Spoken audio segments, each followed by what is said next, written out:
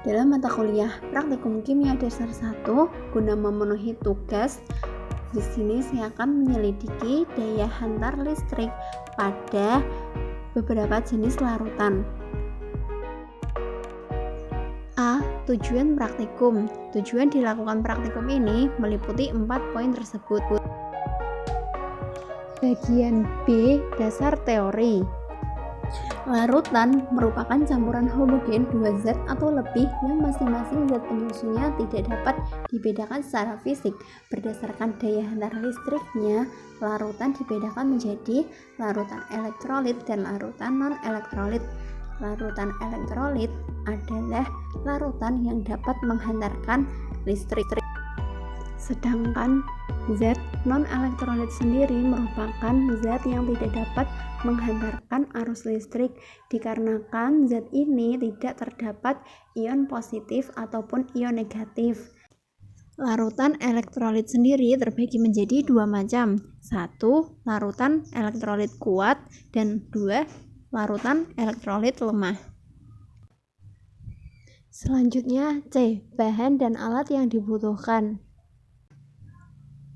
Bahan-bahan yang dibutuhkan ada asam cuka, kapur sirih, cairan pembersih lantai, jeruk nipis, dan teh celup. Bahan selanjutnya alkohol, natrium klorida atau garam dapur, natrium bikarbonat. Alat-alat yang dibutuhkan tisu 2 batang tembaga, 1,5 meter kabel listrik, 1 buah lampu bolam, 2 buah batu baterai, 7 gelas kaca, 2 pasang capit buaya. Di prosedur kerja, berikut ini langkah-langkah dalam praktikum. 1. Membuat rangkaian listrik dengan cara menghubungkan kabel listrik dengan 2 pasang batu baterai yang kemudian masing-masing ujung kabel dikaitkan dengan capit buaya. Kedua, melarutkan garam, soda kue, kapur sirih, dan teh dalam masing-masing wadah dengan 1 gelas air.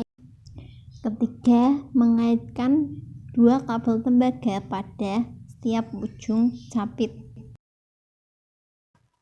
Sebelum melakukan praktikum, di sini saya akan melakukan percobaan apakah rangkaian listrik ini dapat berfungsi dengan baik. Sebelumnya, 2 batang tembaga telah saya sambungkan. Terlihat jika rangkaian listrik ini sudah berfungsi dengan baik, dibuktikan dengan lampu yang bisa menyala. Percobaan yang pertama kali saya lakukan dengan menggunakan larutan natrium klorida atau larutan garam. Kita masukkan batang tembaga di dalam larutan ini dan terlihat lampu bolam bisa menyala terang dan di dalam tembaga ditemukan adanya gelembung udara. Hal ini membuktikan bahwa larutan natrium klorida bersifat elektrolit kuat. Setelah itu, saya bersihkan batang tembaga supaya sisa dari larutan garam tidak bercampur pada larutan berikutnya. Larutan yang selanjutnya, saya menggunakan air pembersih lantai. Saya coba apakah larutan ini bersifat elektrolit. Di sini terlihat pada batang tembaga ditemukan adanya gelembung udara, tetapi lampu bolam tidak menyala. Ada beberapa gelembung udara yang muncul pada batang tembaga ini. Hal ini membuktikan bahwa larutan pembersih lantai merupakan larutan elektrolit lemah, di mana larutan ini dapat menghasilkan gelembung-gelembung udara pada batang tembaga. Larutan selanjutnya, saya menggunakan larutan cuka. Mari kita coba daya hantar listrik dari larutan ini. Kita masukkan tembaga. Di sini terlihat pada batang tembaga ditemukan banyak gelembung yang muncul dan lampu bolam dapat menyala. Setelah itu kita bersihkan batang tembaga supaya tidak ada larutan yang tertinggal atau menempel pada batang tembaga ini. Larutan yang selanjutnya saya menggunakan perasan air jeruk. Mari kita lihat pengaruh daya hantar listrik. Di sini terlihat lampu bolam menyala terang dan pada batang tembaga ditemukan banyak gelembung-gelembung udara.